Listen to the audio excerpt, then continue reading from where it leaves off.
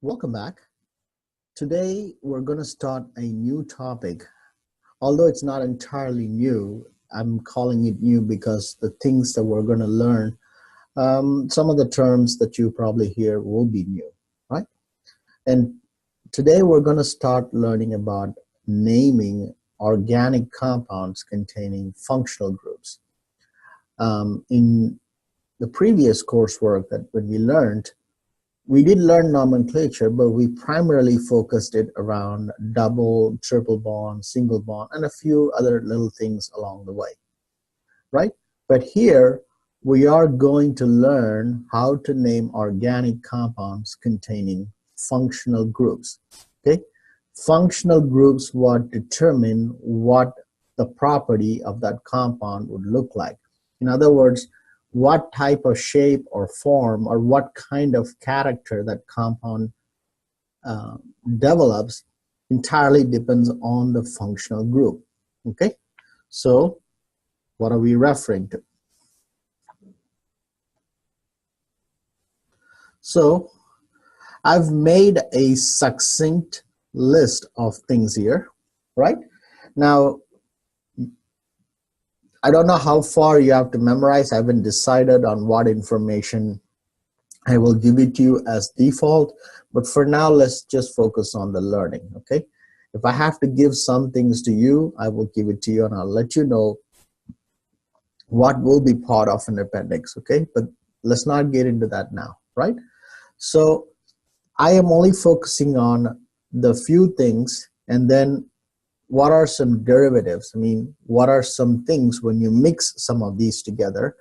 And that's going to be the focus of these videos. Now, before I get started on it, I do have to warn you on two things. First, I cannot make 200 videos or even more, probably more, to just make everything about nomenclature of organic compounds, all right?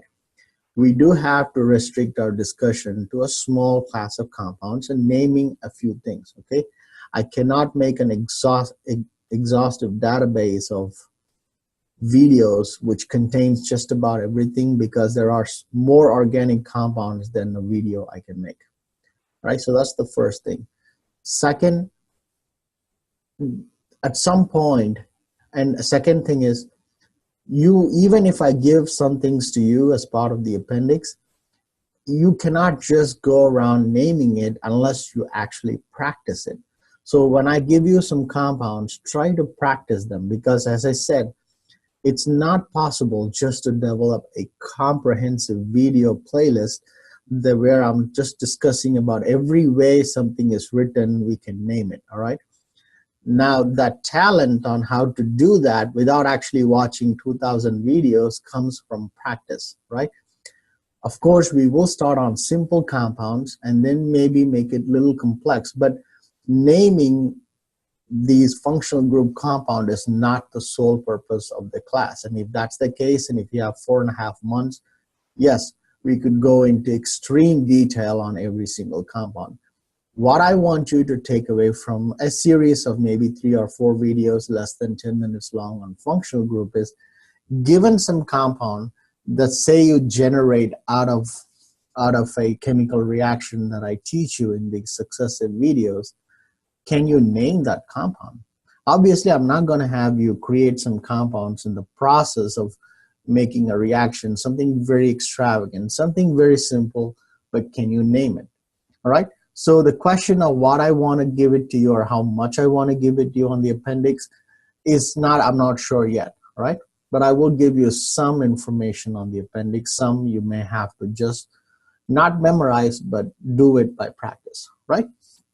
With those two disclaimers out of the way, let's get started.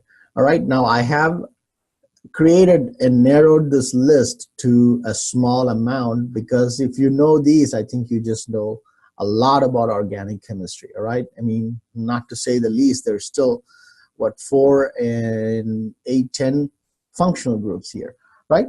I'm going to circle 1 or 2 explaining what I'm referring to as functional group and what are you looking for to determine whether you're looking at a compound containing an acid or ester, because if you see a compound that contains you know, this, what this is when you write this double bond OH, what are you really referring to is there's a carbon here that's attached to a double bond O and a OH. You know, that's, you know how to do this from Chem 330, right? You all know how to write structures given oxygens or halogens. You have learned it. So this structure essentially translates into this, right? Now, if you all notice, there's a bunch of R's on all of the compounds, all of the functional groups, right? Now, R can generally be hydrogen, or it could be an ethyl group, or propyl group, or butyl group. The list goes on. You can also have a cyclopentane, cyclohexane, benzene, and the list is just, you know, sky is the limit on what you can throw. But what I want you to understand here is, if you remember, ethane is C2H6. Now, if you write it into your skeletal form, it would look like this. This is ethane. But remember from our Chem 330, when carbon can only have 4 bonds, so you cannot add CH3, CH3, C, double bond OH. This is the functional group. This is like a carriage, all right, or engine in your train. This engine could be added to any number of coach compartments, right? But you see, if you do it this way, you're not going to have, you're going to violate the carbon 4 bond policy. This carbon actually has 5 bonds. So that's why whenever you combine a coach to this engine, you want to make sure, only for the alkanes, alkenes, and alkynes, you want to make sure that the carbon contains only 4 bonds. So that's why we minus 1 hydrogen and add, instead of CH3, CH3, we knock off 1 hydrogen and add CH2 instead. Now, this engine, when fitted with this compartment, contains precise number of carbon bonds, which is 4. If you think about it, if I just zoom in on this carbon, this is hydrogen, this is hydrogen, this carbon is attached to the CH3, this carbon is attached to this double bond OH group, right? See, this carbon now has 4 bonds, right? It's not a chiral center. I'm just identifying it as, you know, 4 bonds, right? So this group is all together, this whole thing is your functional group, okay? Let me switch colors just to highlight it. This right here is the functional group. Again, in alternate form, this is also the functional group. This must be present exactly the way it looks like for it to be an acid, right? Similarly, for an ester. Now, you got to keep in mind, when I say generally means, typically R can also be hydrogens, but if you see on certain compounds containing functional groups, I said R cannot be hydrogen. Sometimes both R's cannot be hydrogen. Sometimes there's only 1 R and that R cannot be hydrogen, because if you add hydrogen, then this functional group is no longer this functional group. An ester becomes an acid and an aldehyde becomes something else. You're no longer be able to say that that functional group what it's meant to be. So for instance, an ester, which is beautiful smelling organic compounds, all right, like the banana oils that we will make this year in lab, it smells beautiful. It's an ester. Okay, a banana oil is an ester compound. Esters are beautiful smelling organic compounds. Now the key here is this right here, what constitutes an ester. What you attach to this O on this side and then to this C double bond O, what I'm saying here is this right here is the ester, okay? What you attach here, what you attach here is entirely different. Now, let's just say I could attach a CH3 on this side and then CH3 on this side. I'm just keeping it simple, right? Because again, you cannot add CH4. You can only add CH3. Okay, that's methane is CH4.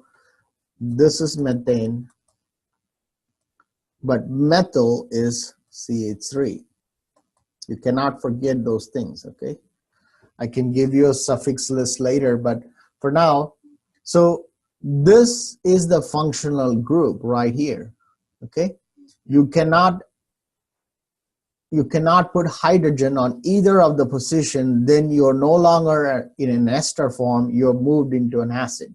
So be careful about that, all right? In lieu of time, I might continue this discussion on a second video, but I'll say as much as I can within the first 10 minutes.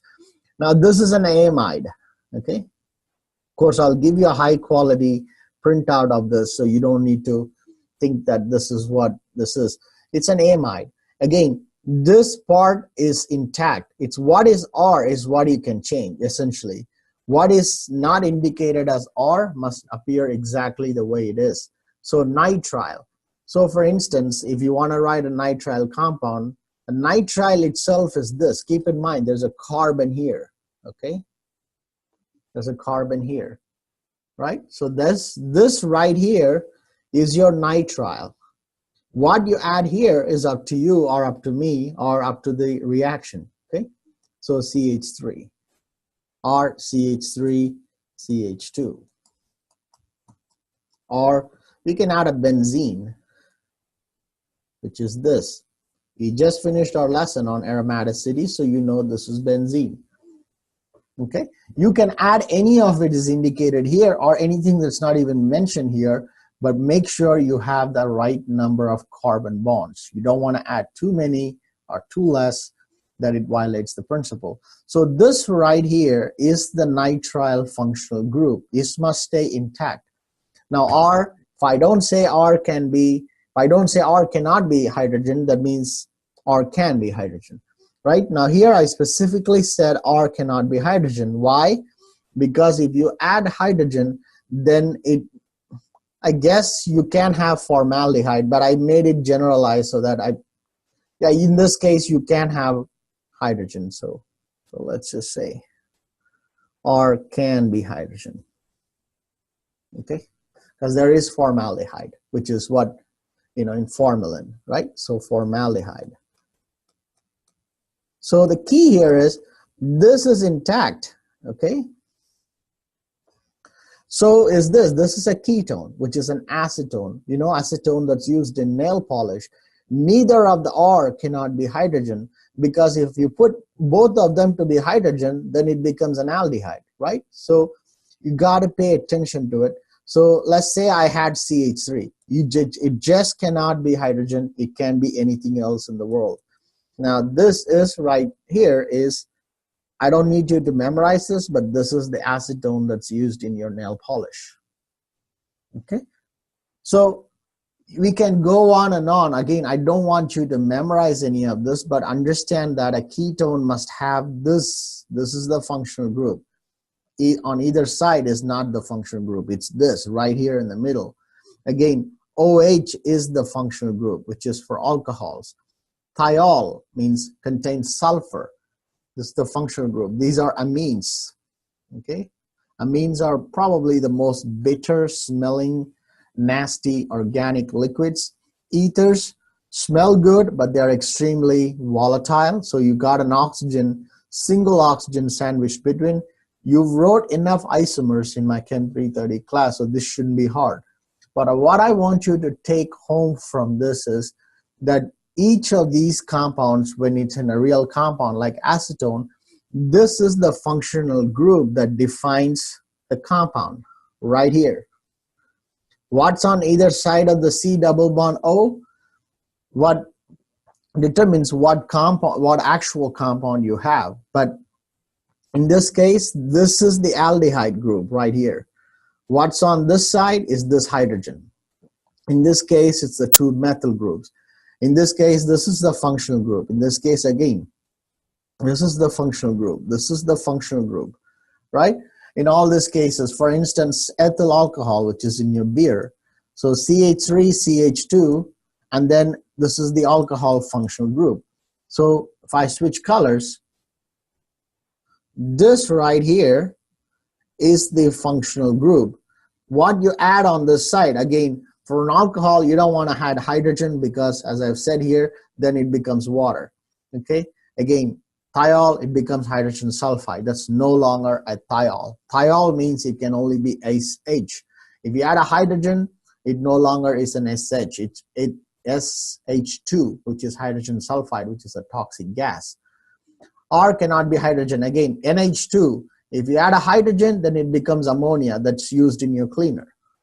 If you add a hydrogen, which is wrong because that does not reflect the functional group. Amine is not same as ammonia. This is ammonia, okay, which is what is used in your cleaners. This is not an amine functional group. Just because it has AMM has nothing to do with amine. Amines are a class of compounds. Ammonia is not a class of compound. Ammonia is a product on its own, right? So this is where I want to stop the video because I can talk for 10 hours on this, but ultimately you just have to recognize that what defines a functional group, what is not a functional group. If you can't make that difference, then you would just be so confused. So I would be providing hard copy of these handouts without any handwriting like you see here right now. It would look like just how when it started. So you will also have a copy of it, all right? So I'll see you with the next video where I'm going to talk about a different dimension of nomenclature, right? So stay tuned.